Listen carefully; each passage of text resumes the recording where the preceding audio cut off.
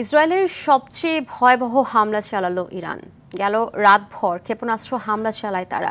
ধ্বংস হয় হাইফার বৃহৎ তেল পরিশোধনাগার। এদিকে তেহরান খালি করার হুঁশিয়ারি দিয়েছেন মার্কিন প্রেসিডেন্ট ডোনাল্ড ট্রাম্প। আর ইসরায়েলকে থামাতে ট্রাম্পের প্রতি আহ্বান জানিয়েছেন ইরান। তবে নেতানিয়াহু বলেছেন, ইরানের সর্বোচ্চ নেতা আয়াতুল্লাহ আলী খামেনিকে হত্যা করলেই কেবল এই সংঘাতের অবসান ঘটবে। ইমতিয়াজ আহমদের রিপোর্টে বিস্তারিত। ইরানে ইসরায়েলি হামলার মধ্য দিয়ে শুক্রবার শুরু হওয়া সংঘাত গড়িয়েছে পঞ্চম দিনে। একে অপরের স্থাপনা, তেল পরিশোধনাগার লক্ষ্য করে দফায় দফায় হামলা চালাচ্ছে। তেল আবিবের আকাশে মুহুর্মুহু ইরানি ক্ষেপণাস্ত্রের বিস্ফোরণের শব্দ। ইসরায়েলের অহংকার খ্যাত আয়রন ডোম হ্যাক করে বেশ কয়েকটি লক্ষ্যবস্তুতে আঘাত হানে ইরানি ক্ষেপণাস্ত্র। ইসরায়েলও তেহরানে জোরালো বিস্ফোরণের ঘটনা ঘটাচ্ছে। সংঘাতের বলি হচ্ছে সাধারণ মানুষ। সবার মনে একই প্রশ্ন, এ সংঘাতের শেষ কোথায়?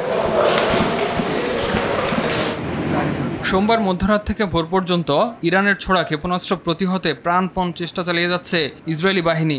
ইরান থেকে নিক্ষেপ করা ড্রোন ভূপাতিতের দাবি করছে তারা। তেহরানেও বেশ কয়েকটি জোরালো বিস্ফোরণের খবর পাওয়া গেছে। সোমবার রাতে ইরানের রাষ্ট্রীয় টেলিভিশনে লাইভ সম্প্রচারকালীন হামলা চালায় ইসরায়েল। এতে নিহত হয় 3 জন।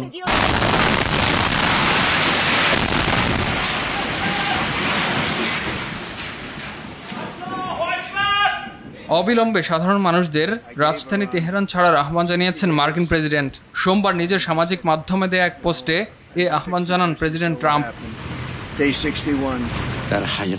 ইসরায়েলকে থামাতে ট্রাম্পের প্রতি আহ্বান জানিয়েছে ইরান।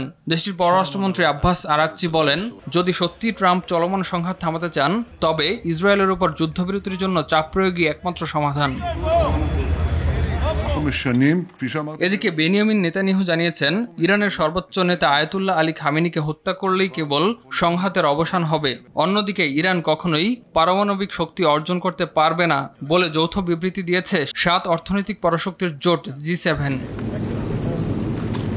ইমতিয়াজ আহমেদ, RTV।